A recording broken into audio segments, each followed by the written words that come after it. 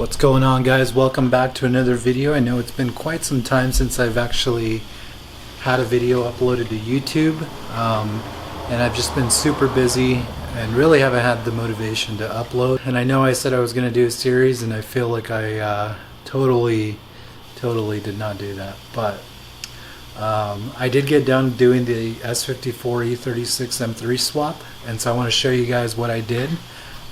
So here it is.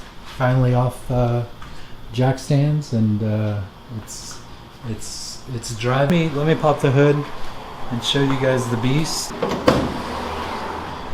Alright, so here we have the S54 engine. This has about 85,000 miles on it. Couple things that I did maintenance wise were the rod bearings, and I did the Vanos. The Vanos exhaust cam actually was chipped, so ended up replacing that. And then I did the basin system, pretty much replaced everything that they sell for the S54 upper timing chain gear, whatever timing chain, I'm not sure what it's called. I did the Lang Racing cam bolts as well, ARP bolts for the Vanos, or I'm sorry, for the rod bearings, and then I did the vac coated rod bearings as well. So yeah, overall the install was not too bad. It took me about 35 days to complete it, and what I was shooting for is just to have like an OEM plus swap, which I think I've obtained. Did look at a lot of different folks and the swaps they did, and so far I think this one's probably one of the cleanest that I've seen. I did use the E36 M3 engine harness. I didn't buy the MZ3 harness like most people say you need to. Actually everything fits in here. The only thing you have to do is there is like a box that mounts to the engine on this side, and what you have to do is it's facing this way, and all you have to do is take it out and then flip it to face that way, and then just route it in there and it'll fit. Now I would say that you probably need to re-lume some of the stuff because it's kind of thicker, and so what I did is you can see some of the looming stuff that I use to make sure that it was a little bit tighter and not as thick, and that way it fits behind everything pretty well.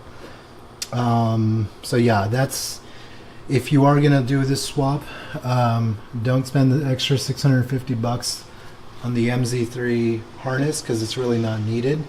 I actually had purchased it, but I ended up canceling my order and just kept this harness, and I only extended 2 wires. So let me show you the ones that I extended. I extended this one, which is the MAF sensor wire, and you can see I extended it from all the way over there, and then the other one was for the brake booster.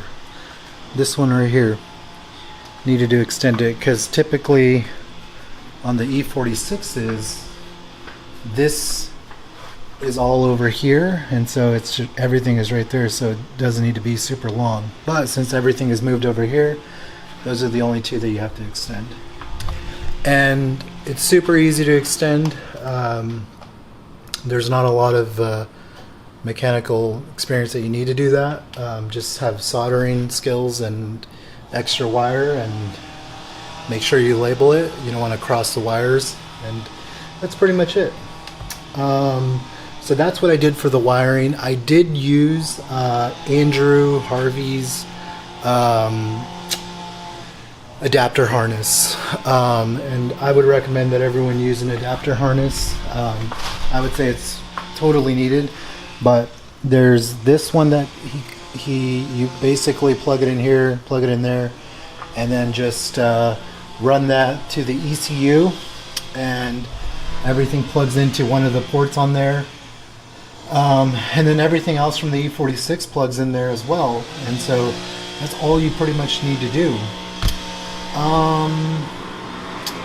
The other thing for wiring, you will need to use, if depending on if you're using the drive-by wire pedal, you will need to wire that as well, which mine came pre-wired, and essentially all I had to do was route the wire down there for the plug, and then I removed my E36 pedal and mounted it there, and yeah, it works really well. The other thing I routed was the sport button, and that's routed on the other side. I can show you.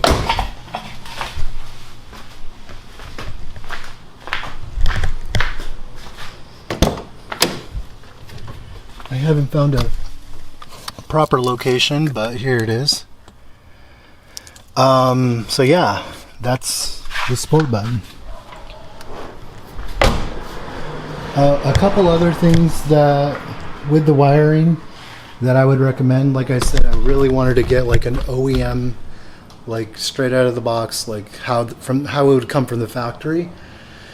And so what I did is when I bought this adapter harness from Andrew, I had asked him if he could have it pre-wired for the CAN bus cluster, and I got a cluster off of eBay. It was a Z3 later model M54 cluster, and sent it over to a guy, Kyle, who coded it for me so that way I could use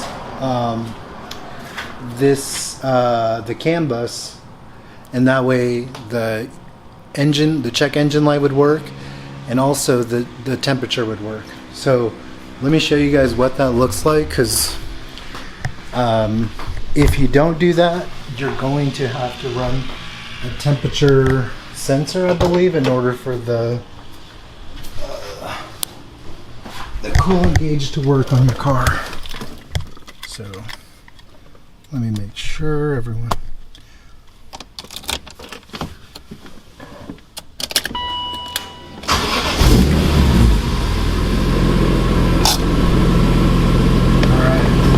See, I was driving this already, but you can see that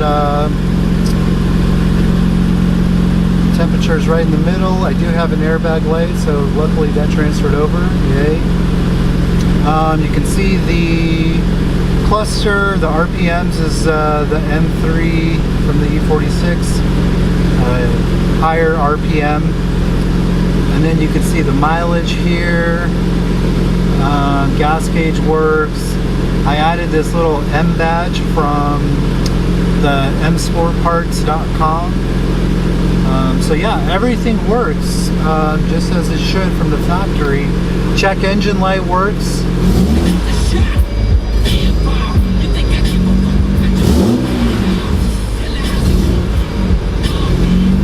Yeah, everything works just like as it should. And look at this, AC works perfect. Super cold. And it is 102 degrees out here in AC in Arizona, so you definitely need this to be working as it should.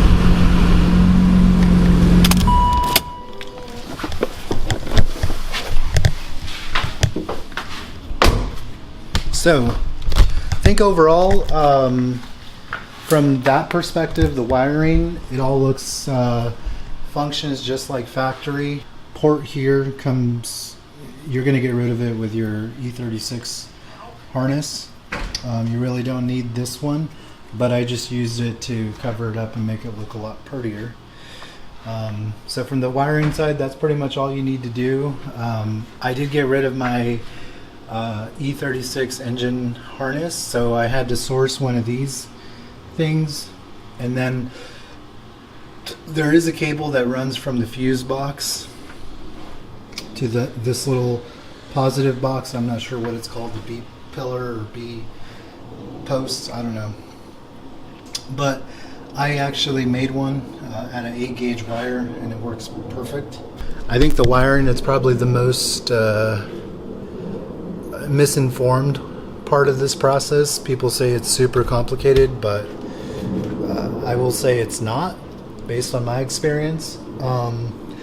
When I first started the car, it started up like that. I primed the oil system, and it started up like that, like no issues. I did have some check engine lights after I got the the cluster wired up. Oh, I will say with the cluster, you do have to run wires from here into the firewall, into the back of the cluster, and you have to pin it in order to get that cluster to function like how I did it. You can't just plug it in and think it's going to work. You have to do additional steps. So I think some people are confused about that, as I was as well. But it's totally worth it in the end. So for the cooling system, I use the Euro expansion tank, and you can see how I routed everything. This one's routed here to the radiator, and then I use the stock E36 hoses. They both work. I use my ECS radiator. Here's this plug that I used. That still functions as normal. What else? I did use the Z3 M radiator shroud, as well as the clutch fan. I know a lot of people run the electric fans, but I'm a huge proponent that if your engine mounts are good and you maintain your car, there's no need to run an electric fan. The clutch fans work just as designed, and BMW made it this way for a reason. I am running these little cooling ducts as well. I figured might as well do everything just like from the factory. So it runs really well, keeps temperatures around 190 to 200 on a really hot day like today, but nothing overheating or anything like that. I do monitor it as well, just to be safe. For cooling, that's what we got. I will say also, this hose here is from a E39 528. All you have to do is cut that hose there, and then it just clips in here, and you can run it to the tank. I haven't mounted this yet because you can see the bracket here. I still need to do that, and I was trying to figure out the ECU stuff. The ECU is in there. Everything is in there. It's a lot of wiring, but I don't want to take it out. It's a lot. I'll try to post a picture so you guys can see. The intake, I will say, this was kind of a little weird, but I bought this intake along with the plenum and all this stuff, and I had to modify it a little bit in order for it to fit. So you can see it's actually cut there, and I just cut the bottom of it. I'll show you one that my friend let me use or borrow, but you can see all that at the bottom. I cut that off because I don't need it, and it doesn't fit. There's still a filter in there, so the filter's in there. It stays in place, doesn't move. I may do something aftermarket, like a dine-in colder intake carbon fiber, or maybe a CSL setup. But for now, I think this works well. Yeah, I retained all of the same factory hose routing for the air rail, as well as the brake booster and all the connections. I did replace these intake boots because mine didn't have any, so I had to buy some new ones. And then maintenance-wise, replace the oil filter housing gasket, replace the alternator, the pulleys, got new belts. You will need not special belts, but the E36, E46 belts won't work on this, so there was a few that I can't remember what they were, but for the AC and for the drive belt. I am using the Z3M oil cooler hoses, as well as the Z3M oil cooler, and I mounted it down there. Let's see, and that black thing down there, you can't really see it, but it's mounted there. And but yeah, everything works really well. No issues. The only issue I had really had to do with my drive shaft. A couple bolts got loose and it was vibrating a lot. Luckily I didn't drive it that far. I was only down the street and was able to coast it home pretty slowly so it wouldn't do any damage.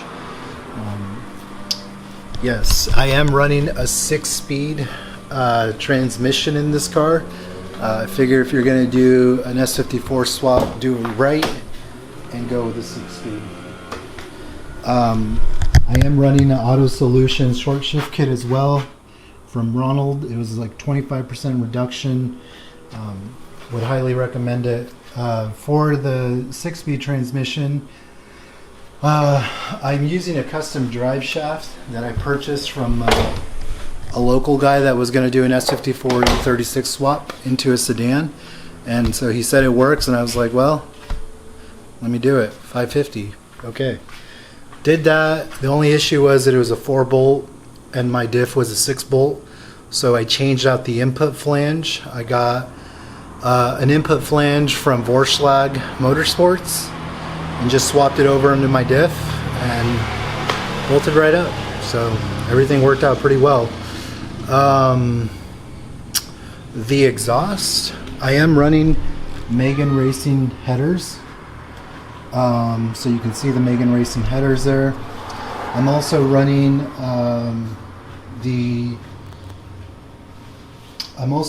the Beamer World Y pipe. So that will mounts to the headers, as well as it goes into like a midsection. It's like a MagnaFlow with a resonator that then mounts to the E36 stock, or not the stock exhaust, but the E36 catback. I have a Billy Boat catback. So yeah, it sounds really good. It sounds pretty quiet. I have heard that you do lose a little bit of torque. So I may consider going to the section 1, the 2 and 3 stock, and then just modifying that to make it fit. So I think I might do that. I'm not 100% sure, but I am going to pick those up just to be safe. I think the most difficult part probably was waiting for a lot of the parts to come. That was probably the longest. Doing everything didn't take super long. There were a couple hiccups that we ran into while I was doing this, but everything was done in here in the garage. This was moved out, and then this was here in the middle, and the engine was down over on that side over there. But everything was done in my garage. Nothing had to go anywhere else. Totally doable, and yeah, and it didn't cost me a ton of money. I'll do a video on what it cost me to swap, so people understand how much it's going to cost you if you want to swap an S54 into your E36. It's a blast to drive. I love it, and it's so fun to feel the power in the E36 compared to the E46. It's just a different beast. One thing I will say too is when I got the car running and everything, I drove it around for a few weeks. I did notice that I had like a squeak. And it turns out that, you probably can't see it, but that little shiny thing there is for the engine mount, but it was rubbing on the subframe nut. And it was driving me crazy. It was making a squeaky noise. I thought it was the drive shaft. I thought it was some suspension component that I didn't tighten, and it was just that thing. And I figured it out after like 3 weeks. I also got this car tuned. So HTE Performance, I got it tuned by him. Hassan tuned it and did a really fantastic job. He tuned it where the sport button is a memory, raise the RPM. Typically his tunes, I think, go anywhere from like, they start around 200 stock, 290, 280 horsepower, and 333 horsepower. And I will say that the car feels extremely more aggressive. It does pop, it does burble. I thought I would add that just for fun, and it's pretty sweet. I like it.